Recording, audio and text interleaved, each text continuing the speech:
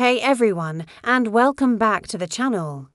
Today, I've got a story for you that might just change the way you look at a hard day at work. It's about a boy named Daniel, who, let's just say, wasn't a big fan of getting his hands dirty. Once upon a time, in a quiet little village lived Daniel. Now, Daniel's father was a farmer, a man whose hands were rough from dawn till dusk labor. He worked tirelessly, ploughing the fields and tending to the crops, providing for his family. But Daniel, he had a different philosophy on life. His favorite activities were sleeping in until noon, playing games under the shade of a big oak tree, and, of course, eating the delicious meals that appeared on the table as if by magic. The idea of helping on the farm, to him, it sounded like the worst kind of punishment. He'd watch his father head out to the fields, shovel over his shoulder, and think, "Why work so hard when life is so good right here?" His father would often sigh. Looking at his son, Daniel, he'd say, "The sun is high, and the fields need tending. There's work to be done." But Daniel would just yawn, stretch, and find a more comfortable spot to nap. He couldn't understand why anyone would choose sweat and soil over a peaceful, lazy afternoon. This went on for years. The father grew older, his back a little more stooped, his steps a little slower, while Daniel remained blissfully, stubbornly idle. Then, one day, a shadow fell over their small home. The father, who had always been a pillar of strength, fell gravely ill. His working days were over. As he lay in bed, knowing his time was short, he called Daniel to his side. His voice was weak, but his eyes were clear and filled with a final, important message for his son.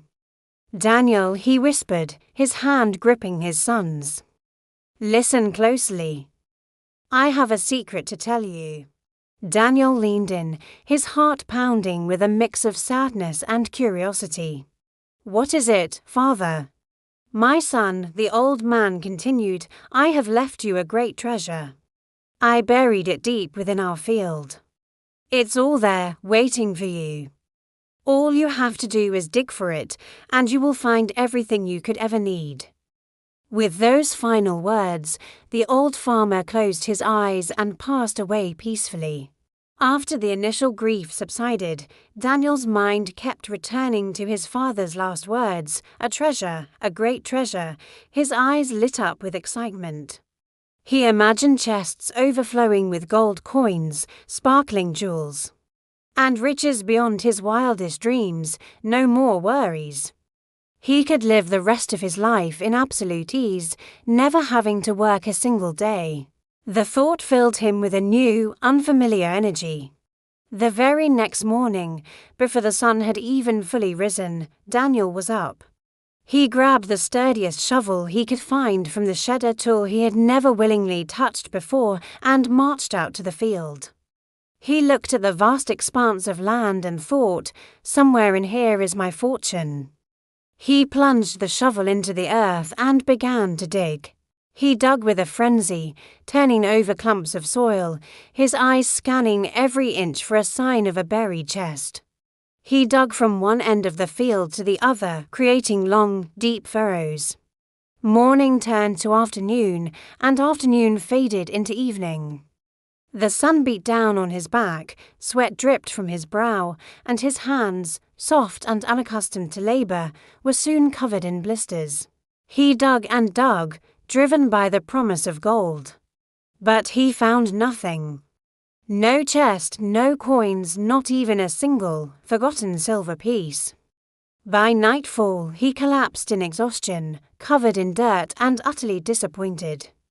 The entire field had been turned over, but the treasure was nowhere to be found. "My father lied to me," he mumbled, feeling a wave of despair wash over him. Defeated, Daniel gave up his search. For days, he sulked, feeling tricked and foolish. But as he sat staring blankly at the field he had so thoroughly dug up, he started to notice something. The soil, once hard and compacted, was now soft, dark and rich. It looked alive. An idea sparked in his mind, a faint echo of the lessons his father had tried to teach him. He remembered seeing his father planting seeds in soil that looked just like this. With nothing else to do, and with a tiny glimmer of hope, Daniel decided to try something new. He bought a small bag of wheat seeds from the market and carefully planted them in the freshly tilled earth.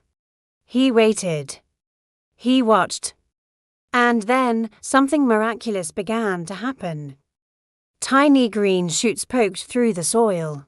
Fed by the sun and the rich earth, they grew taller and stronger each day. Weeks passed, and the field transformed. It was no longer a patch of brown, overturned dirt. Instead, it was a breathtaking sea of green, which slowly ripened into a magnificent field of golden wheat. Swaying gently in the breeze, Daniel had never seen anything so beautiful. He harvested the crop, his heart swelling with a strange new feeling of pride. He took the bountiful harvest to the market and sold it. The money he earned was more than he had ever held in his life. He could buy all the food he needed and still have plenty left over. As he stood there, holding the money in his hands that were now calloused and strong, he finally understood. He looked out at the empty, freshly harvested field, and a smile spread across his face. His father hadn't lied. He had left him a treasure, the greatest treasure of all. It wasn't gold or silver hidden in a box. The treasure was the land itself, and the secret to unlocking it was hard work. The digging he had done in search of an easy fortune had prepared the field for a real, sustainable reward. And so, Daniel learned that there are no shortcuts to success. The real treasure in life isn't something you find, it's something you build with your own hands. What did you think of Daniel's story? It's a powerful reminder that effort and dedication are the true keys to achieving our goals. If you enjoyed this story, please give this video a thumbs up and don't forget to subscribe and hit that notification bell so you won't miss our next one. Let me know in the comments what story you'd like to hear next. Thanks for watching. And I'll see you in the next video.